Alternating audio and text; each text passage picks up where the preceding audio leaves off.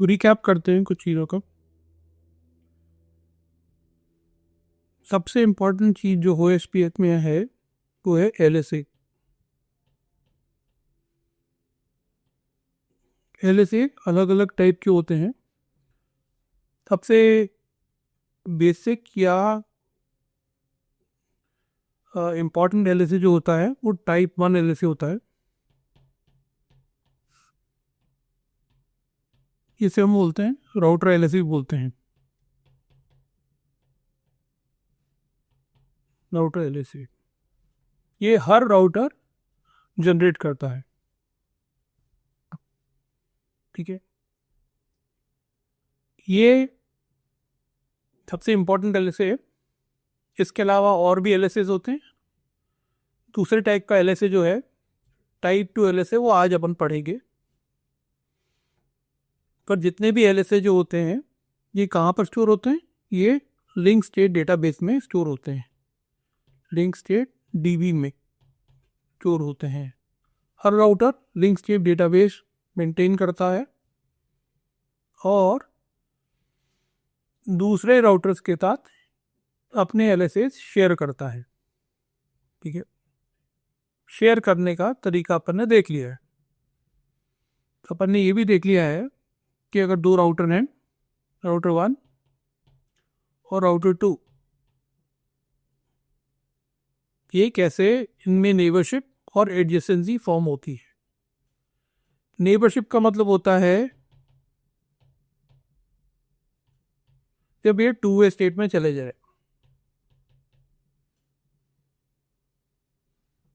2 वे state के बाद ही ये लोग बाकी के पैकेट्स एक्सचेंज करना शुरू करते हैं। और जैसे क्या, कौन से packets? Database description packet, link state update packet, link state request packet और link state acknowledgement packet.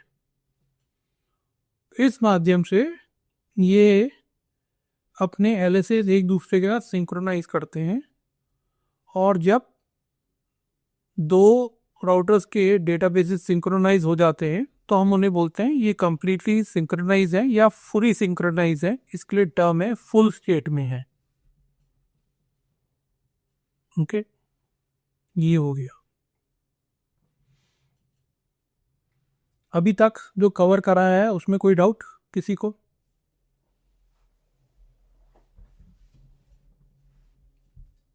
No? No sir. चलिए, तो अब हम बात करते हैं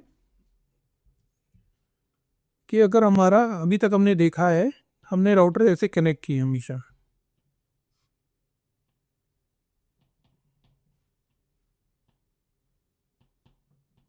ऐसे कनेक्ट किए तो राउटर 1 और राउटर 2 के बीच में एडजेसेंसी फॉर्म हुई और राउटर 2 और राउटर 3 के बीच में एडजेसेंसी फॉर्म हुई।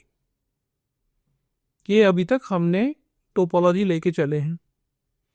तो यहाँ पर राउटर 1 अपना राउटर LSA जनरेट करता है, राउटर 2 अपना राउटर LSA जनरेट करता है और राउटर 3 अपना राउटर LSA जनरेट करता है।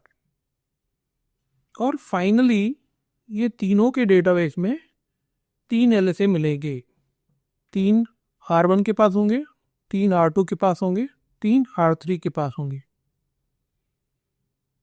कौन से होंगे? R1 के पास R1 का खुद का होगा, R2 का होगा और R3 का होगा। एंड सिमिलरली R2 और R3 के पास भी खुद के और बाकी दोनों राउटर्स के LSA होंगे। ठीक है, और यहाँ पर एडजेसेंसी किस किस के बीच में थी? R1 और R2 के बीच में थी एडजेसेंसी, और R2 एंड R3 के बीच में थी। R1 और R3 के बीच में अपन नहीं बोल सकते से कि एडजेसेंसी है। This is, hopefully you are clear. दो R1 एंड R3 के डेटाबेस सिंक्रोनाइज हैं, पर अपन ये नहीं बोलेंगे कि R1 और R3 नेबर है या R1 और R3 एडजेसेंट है। ठीक है, तो एक टर्म है जिसे बोला जाता है यहाँ पर R1 और R2 ये दो राउटर हैं R1 और R2, ये पहले नेबर बनेंगे फिर एडजेसेंट होंगे। तो इसका कंसेप्ट ये है, तो बोलने के लिए कि two routers can the two routers दो जो राउटर जो नेबर हैं वो एडजेसेंट बन सकते हैं, ठीक है, पर बिना नेबर बने वो एडजेसेंट नहीं बन सकते। ओके, ध्यान रखना इस बात को। अब हम एक नई टाइप की टोपोलॉजी देखेंगे। R1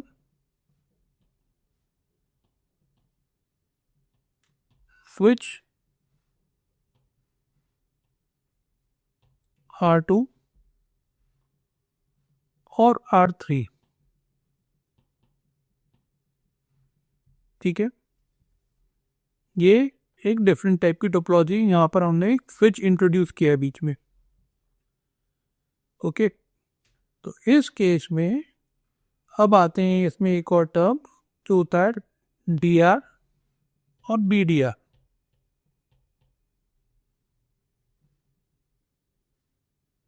ठीक है, इन टर्म्स को पढ़ने से पहले अगर हम सोचें कि इस टोपोलॉजी में क्या है, तो दो राउटर नहीं है, तीन राउटर हैं इसमें।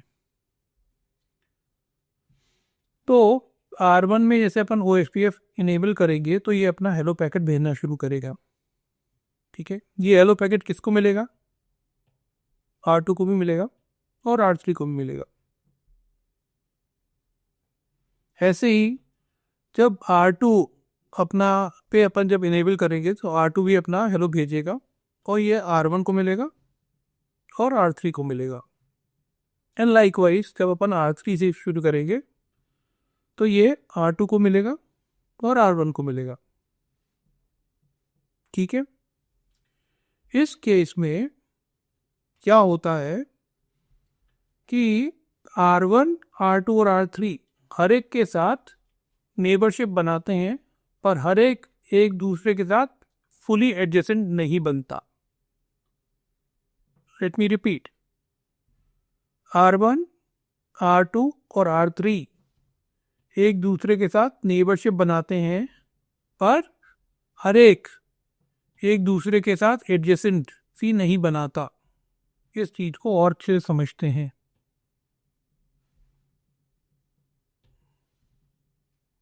तो अगर मान लो कि सब एक दूसरे के साथ एडजेसेंसी बनाते तो क्या नुकसान होता और why it is not scalable, क्यों नहीं है? तो यहाँ पर तीन राउटर हैं और तीनों एक दूसरे के साथ अगर एडजेसेंसी बनाते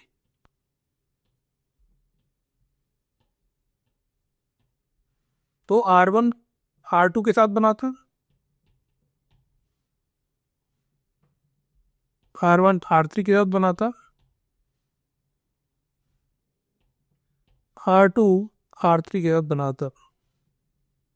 ठीक है, क्या इतनी एडजेंसी बनती क्या और बनती? R1 और R3 की बन गई है, R1 और R2 की बन गई है, R2 और R3 की बनती। तो कितने राउटर हैं? तीन, थ्री राउटर्स हैं। और कितनी एडजेंसी बनी?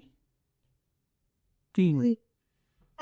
R1 R2 के साथ, R1 R3 के साथ और R2 की R3 के साथ। R3 की R1 के साथ यहाँ पर कवर होगी और R3 की R2 के साथ यहाँ पर कवर होगी, उल्टी में जो बात करने पर। तो ठीक है, तीन एडजेंसी बनी है। तो कितने राउटर? N। ठीक है, और N राउटर्स, अगर हम इसको बढ़ा दें यहाँ पर तीन के बदले चार कर दें, चार राउटर होते हैं यहाँ, तो कितनी बनती है एडजेसेंसी? कितनी एडजेसेंसी बनती? R1 R2 के साथ, R1 R3 के साथ, R1 R4 के साथ, R2 R3 के साथ, R2 R4 के साथ, R2 R3 के साथ, R3 R4 के साथ।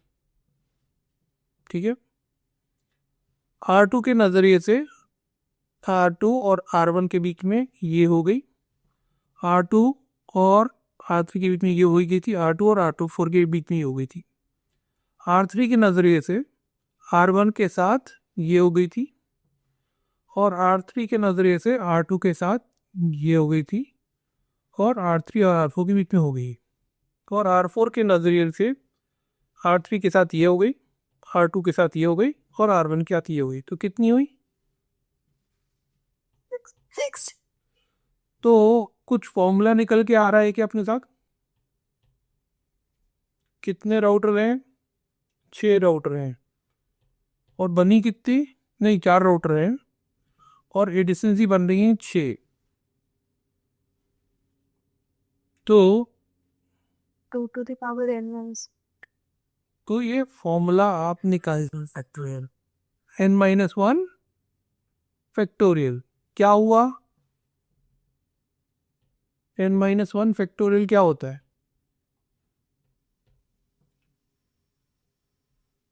n-1 हाँ, n into n-1 n into n-1। n कितना है? 6 इंटू क्या बोल रहे हैं? 6 - 1। n यहाँ पे 4 रहेगा। Sorry, thank you. 4 इंटू 4 - 1 कितना हुआ? 4 इंटू 3 12 आ गई, पर अपनी कितना आंसर है? 6। So n into n-1 divided by 200. Perfect, by 2 adjacency बनेगी। कितनी हुई? 6। ठीक है, yes sir यहाँ पर कितने थे अपने राउटर? 3 राउटर थे पहले स्थिति में, R1 R2 R3। 3 इंटू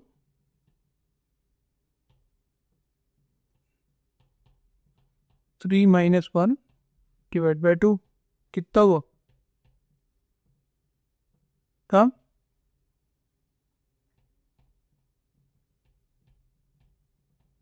3 है जी। हाँ, यस सर। तो इमेजिन करो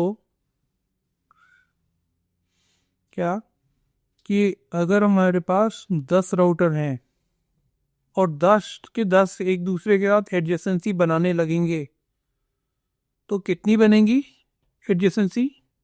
10 इंटू 10 - 1 डिवाइड बाय 2, 5 टाइम्स 9 45। तो इसमें होगा क्या कि हर राउटर अपने साथ क्या भेजेगा? डेटाबेस स्टूडेंट पैकेट भेजेगा। Yes sir.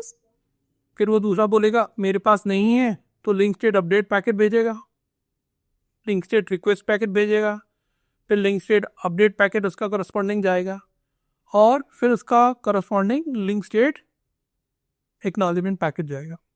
हर एक राउटर हर एक दूसरे राउटर के साथ क्या बना देगा? अगर ऐसे अपन विजुलाइज करें तो ऐसा कुछ बन जाएगा।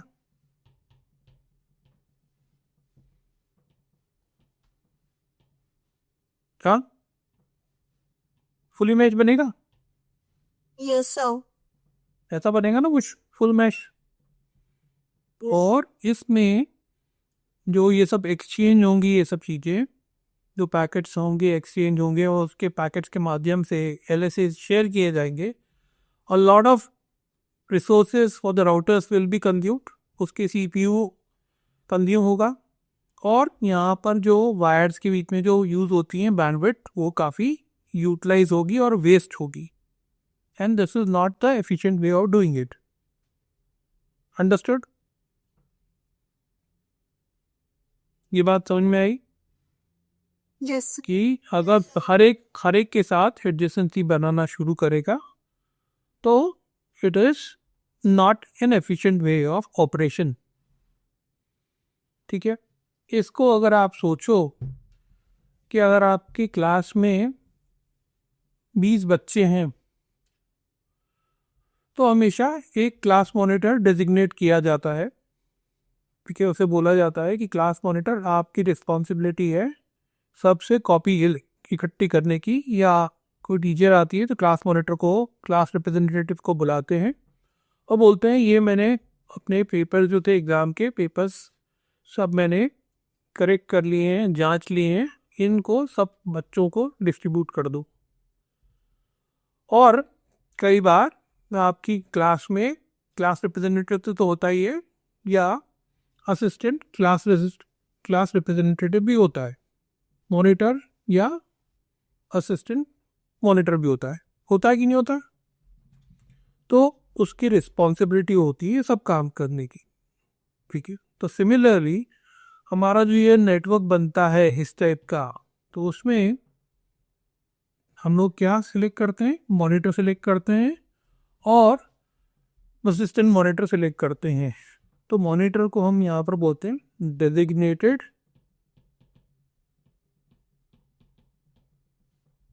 राउटर। डी और आर निकाल लो तो क्या बन गया? D R. डी आर का फुल फॉर्म क्या हुआ? Designated router. और दूसरा क्या हो गया? इसको जो बैकअप करे तो उसे बोलते हैं बैकअप डेजिग्नेटेड राउटर। ये क्या हुआ? B D are. क्लियर हो गई बात? D R and B D R. ठीक है, Yes, sir. आपके पास यहाँ पर ये राउटर्स हैं, router 1, router 2, router 3, router 4, router 5 और राउटर 6। ये सब ऐसे स्विच से कनेक्टेड हैं। और यहाँ पर एक डी आर सेलेक्ट होगा और एक बी डी आर सेलेक्ट होगा, और बाकी जो रहेंगे वो डी आर अदर होंगे, डी आर अदर होंगे बाकी। तो कितने डी आर अदर होंगे? क्योंकि 6 हैं यहाँ पर राउटर, तो एक डी आर हो गया, दूसरा बी डी आर हो गया, और 4 डी आर अदर होंगे। ठीक है, तो लेट अस से यहाँ पर हटाता हूँ। लेट अस जस्ट से कि यहाँ पर हमारा जो डी आर हुआ वो R1 हुआ, बन गया है, और R4 जो है हमारा बी डी आर है। ये हम अज्यूम कर रहे हैं भी, ये बन गए। ठीक है, तो बाकी कौन से क्या हुए? जो ये हैं जितने भी राउटर्स हैं, R2, R3, R5 और R6, ये क्या हुए हमारे? B D R. ये डी आर अदर हुए, सॉरी। तो R1 is D R, R4 B D R है, और R2, R3, R5 and R6 are हमारे डी आर अदर हैं। तब इसमें एडजेसेंसी किस किस के बीच में बनेगी और नेबरशिप किस किस के बीच में बनेगी, तो ये देखते हैं अपन। तो पहले तो ये देखते हैं एडजेसेंसी किसके बीच में बनेगी। यहाँ पर डी आर और बी डी आर के बीच में एडजेसेंसी बनती है, तो ये बनेगी ऐसे, ये हमेशा केस रहता है। फिर अब हम एक डी आर अदर का लेके चलते हैं। तो डी आर अदर जैसे बोला कि R2 है, R2 एडजेसेंसी बनाएगा डी आर के साथ, और एडजेसेंसी बनाएगा किसके साथ? R4 के साथ एडजेसेंसी बनाएगा। तो समरी ये है कि हर D R other B D R और डी आर के साथ एडजेसेंसी बनाएगा। ठीक है, पर जो दूसरे डी आर अदर हैं उनके साथ एडजेसेंसी नहीं बनाएगा, उनके साथ वो सिर्फ नेबरशिप या टू वे स्टेट में रहेगा। तो R2 in correspondence to in relation to R3 will just form neighborship। R2 और R3 के बीच में सिर्फ नेबरशिप रहेगी, वो एडजेसेंसी नहीं बनाएंगे। ठीक है, ऐसे ही R3 के नज़रिए से देखेंगे तो R3 R4 के साथ एडजेसेंसी बनाएगा। इसको मैं दूसरा कलर ले लेता हूँ, यहाँ पर लिया ये वाला कलर। R3 R4 के साथ एडजेसेंसी बनाएगा और R1 के साथ एडजेसेंसी बनाएगा। ठीक है, R3 R5 R6 और R2 के साथ सिर्फ टू वे स्टेट या नेबरशिप स्टेट में रहेगा। सिमिलरली R5 जो है अपना, इसके लिए अलग कलर ले लेते हैं, कंडीशन वही है, वो DR के साथ एडजेसेंसी बनाएगा और BDR के साथ एडजेसेंसी बनाएगा। ठीक है, सिमिलरली R6 जो है इसके लिए अलग कलर लेता हूँ मैं, DR के साथ एडजेसेंसी बनाएगा और BDR के साथ एडजेसेंसी बनाएगा। ओके।